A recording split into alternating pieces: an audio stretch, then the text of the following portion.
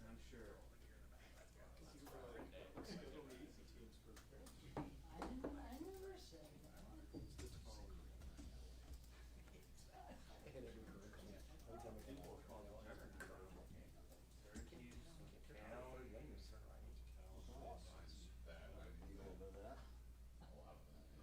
That was fine. Can't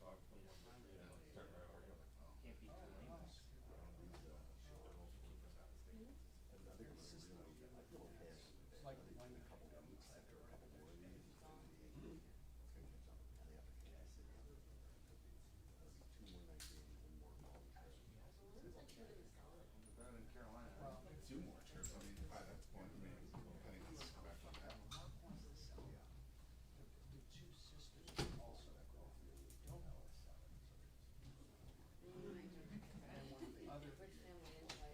So one of the sisters' husbands wants to sell it, and the other one does not.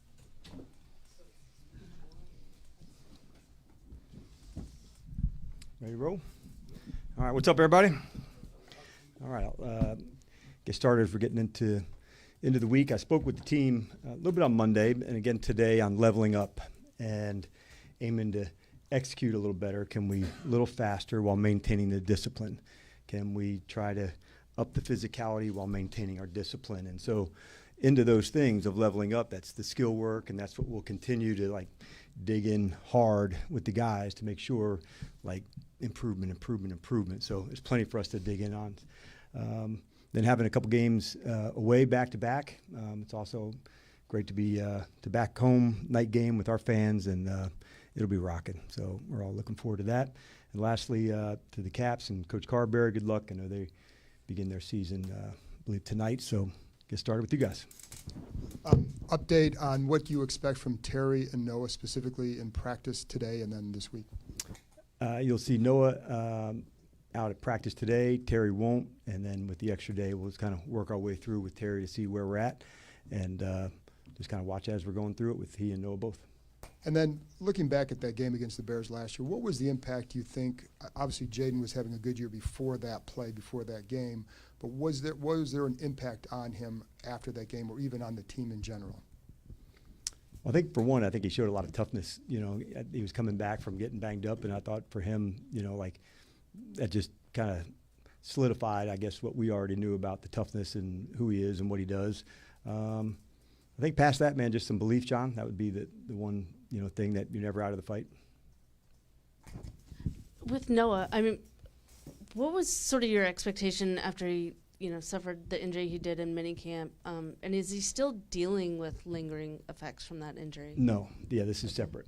Okay. And so when he had the knee from earlier, that part's doing better. So at Green Bay, that's when he injured the groin. So he's doing well. He's getting closer. And so, like with the extra day, that certainly helps. But we'll just see where the week takes us with he and Terry both. And Bobby Ingram, you know, the work he's done with some of the younger wideouts, Yeah. Luke and Jalen, how has he helped them develop in the last year, 2 years? Yeah, it's he's an excellent coach, Nicky, and he's got perspective. He's got insight. Like today, he presented to the team, and so different guys on different days will present some things. And so he was one that went today. He and Ken both did. We talked about tackling and breaking tackles and just perspective, examples, teaching. And so when you have that kind of like excellent world-class level teaching, you know it gets through. And so over and over, and that's why even this year added him into some of the team presentations just because of that. Dan, when you guys were in the midst of kind of deciding the running back room, obviously Brown was its own situation, but did you look at the guys that were coming back along with Bill and go, this could work? Like, it may be different. We won't have a bell cow, but this could work if we want to go down that road. And did that make it easier to kind of pull the trigger on Brian? Yeah, I think because you also had Austin into that space as well. And so which, you know, guys could you feature into the different spots? And we're comfortable doing that, David, about, you know, whether it's on offense or defense. That's a fine, but we're good. But what it does push you towards is what's the things that somebody can do best. And we felt they were complementary in their own ways. And I love how Bill's continuing to progress. And then there's like a consistency side with Chris, with Jeremy, that also feeds into him too. I wish I could explain their support of one another and how they get better and grow. But having proof and examples of that from those, three, and including, Austin from the training camp, yeah, that definitely gave us vision. This is a talented group. I knew it was going to be a good group going into camp. We felt that would be one of the more competitive ones there, and tight end or two and offensive line that speak to and the whole room was very competitive. You could feel the energy of man, this rep counts, this day counts. I'm sure you've already been asked 700 questions about the Hail Mary. I just wondered what's going through your mind as you see the ball in the air, and the likelihood of this working is very small. What's going through? Yes. I would say, and one, I don't mind the question. It was one of the most fun chapters of last year. It is last year's story. It's not this year's. But probably like most of us, there's the longer a scramble goes on a Hail Mary, at least the ball is going to get off. So you're not looking down the field too early. But to make somebody miss, you're waiting, and then probably like most of us, a collective gasp. And so I don't know if there was a lot of activity in that little space in between from he's going to get it off to the catch. I think everybody just shit, and you're waiting and not knowing, and so that's probably the space that I was at. But it's a play that's also, and I think Aaron Rodgers probably been one of the best that I've seen going against it, of buying time, when to go, how high you have to throw it to create trajectory to go down, because you have to have time for the players to get down the field so far. So it's something that the guys work on, but yeah, it was rare and fun and all those things. Hi, Coach. On the same topic, when you're helping the guys prepare this week, how much do you talk about that play and the end of that game versus recognizing Chicago's a different team this year and you have a whole different week of preparation ahead? Yep, that was the first I talked about it right there. You haven't adjusted with the team at all? 0. Do you plan to? None. Gotcha. That's all I had. Yeah. Thanks. It's last year's story. It was awesome. We loved it, but it doesn't apply to this week's game at all, unless we get into that exact scenario and that exact situation. So then we can talk about it. But until then, we got a lot of stuff to get better at and work on to get ready. Let's go to Barry on the right. Not that play specifically, but Jaden's ability to extend plays, get out there, keep things alive. How does that have an impact on the offense as a whole, knowing, the next play could be a big play? Yeah, that's where some of the explosives come from. I was pleased to see Barry in some of the plays. We didn't complete one in the end zone, but I thought he remained a passer and did a nice job of ripping one down into the end zone at LA. And so that's a big deal. When do I take my shot to go? When do I remain a passer? And as long as you're staying with your eyes downfield and being aggressive, they have to stay back, which allows some scrambles to take place, because if they do, you can rip it. But we do practice it. Just like you practice many other things. Sometimes we've done this route against this coverage. Now it's time to get outside the pocket, and the second play would begin. So it is something that we practice. It's not, 5 or 6 times in a practice, because it's an off-schedule play, but you do have to practice it. And there's certain routes that come from that play and where we would go, but it does take work. And with somebody, who's athletic as he is, you can see why I'll just run for it, and knowing that there's actually a bigger one, on the other side of it. Talk about it some more. Yes. Saw that Sam Cosmi last week was a full practice participant, but ultimately didn't play. I guess what's the next step for him to be able to get over that final hump? He did a lot of reps last week. We practiced him 2 days because we left, and he stayed back.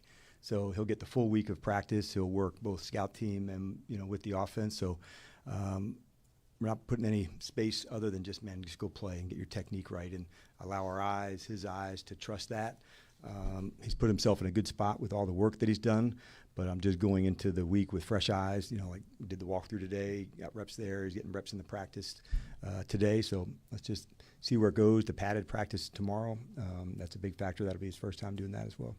You've had Chris Paul and Andrew Wiley playing well at guard the last couple of weeks. I know they're playing different spots, but are they sort of in competition with each other to determine who's going to be the other guard starter besides Cosmi? Yeah, I would say there's competition all the time, but as we're going into it, let's wait till he gets back and gets going. I think that's more appropriate for it, because even then, how much are we going to go right when he does get back? So I think we got, some time to work through where we want to get to there.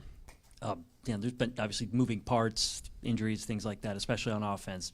Debo's been available and seems to just produce week in and week out. How much has he meant through the first 5 weeks to your success? Yeah, he's meant a lot. I think it's the competitive nature also that he brings. I think we've all seen him, different ways he can be featured. So he's from kick returning, he's done it out of the backfield, catching, down the field routes. So I'm pleased with the trajectory that he's headed. The next steps, different spots, different locations, and so he's making all the right moves for us. And so we just want to keep him on this trajectory and where he's at and how we're going. But it's the competitive nature that he brings into the play. Sometimes there was a screen the other day that, could have been 2 yards gained. And I think it ended up being 8 just by the sheer force and nature that he entered into the tackling. And so plays like that, they may not show up big on the stat sheet, but they just convert into the next one and into the next one. And so he's had a lot of those so far.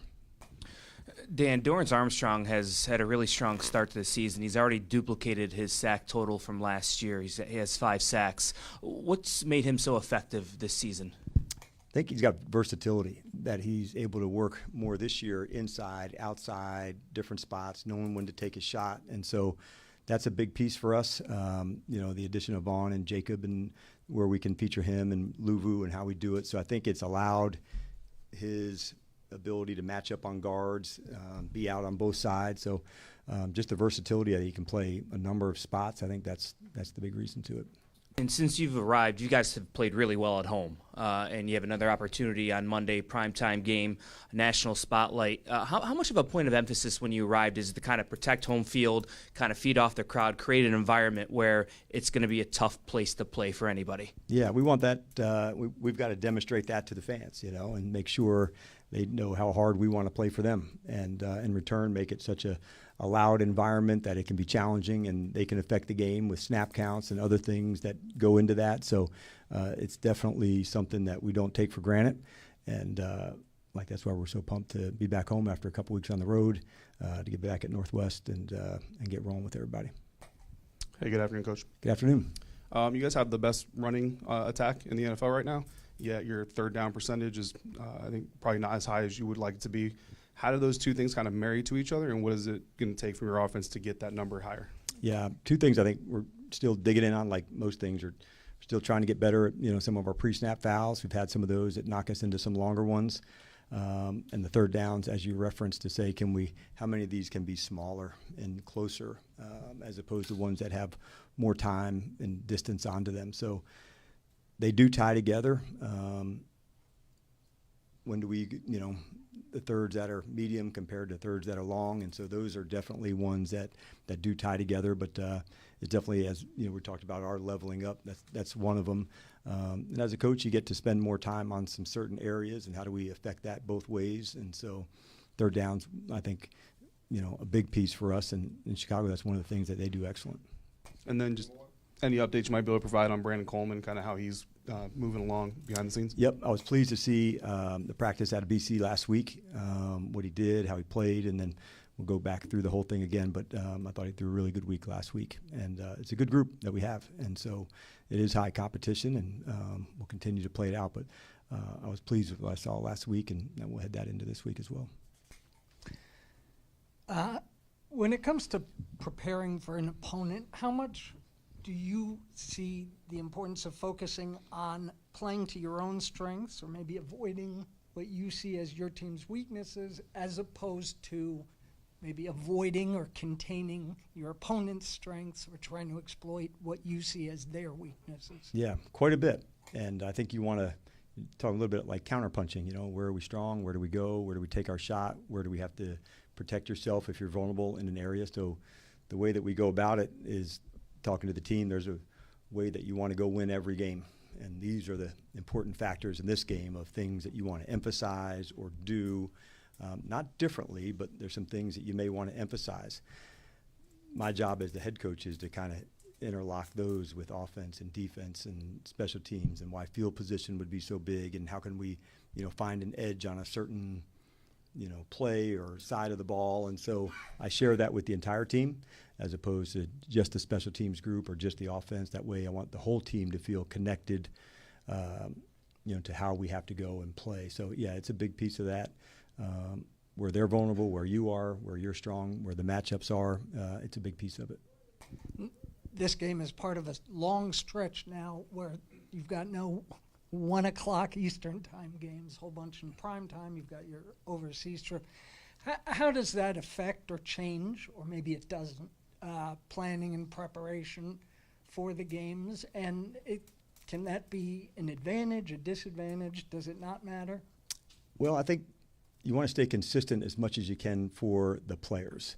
And so if you have a longer week, I don't think you need to put in more into the game plan, like just, okay, you have an extra day to do more. So I want to stay consistent. So in like almost a 3-day block of a Wednesday, Thursday, Friday, installs, the teaching, the things that you emphasize. And so when it's a shorter week, like coming off a Monday, I'd still like to stay in that same block.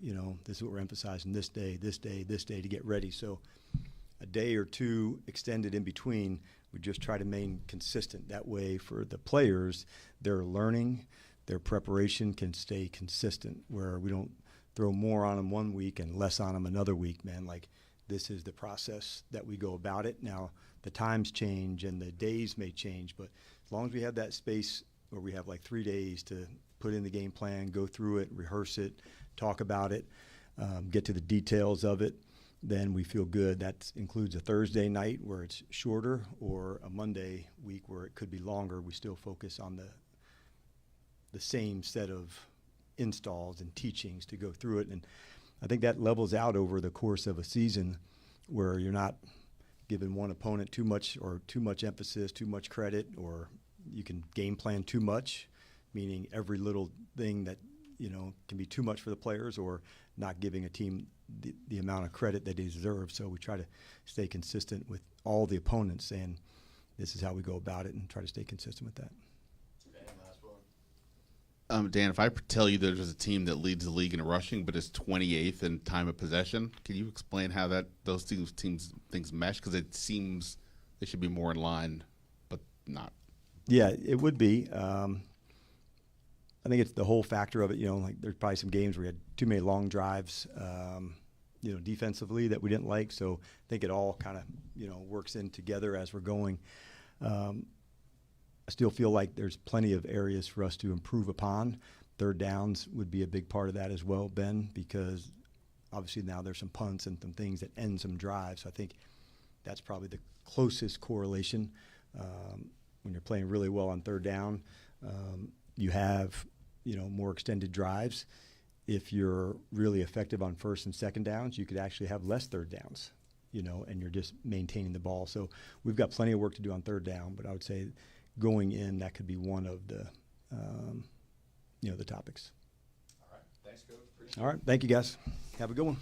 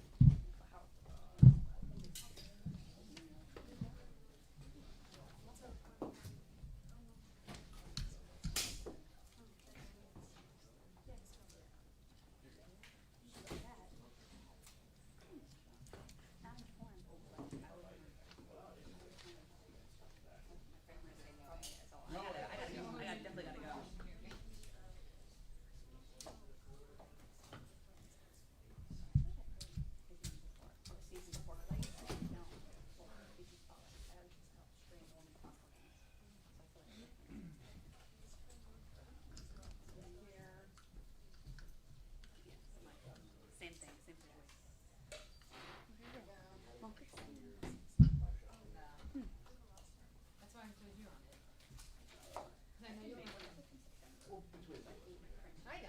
just didn't want to have 5 emails.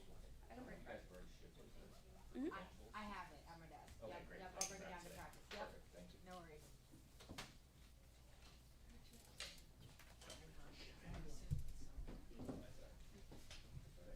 Oh, yeah.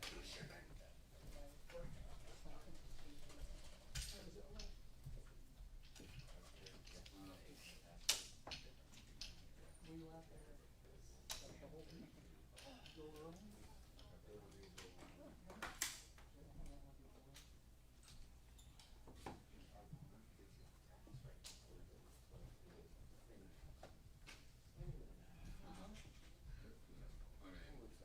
His boy? Yeah. They want to introduce you for Moving around. Yeah. Were you staying with it? Back there? Uh-huh. 49 Valley Mitchell.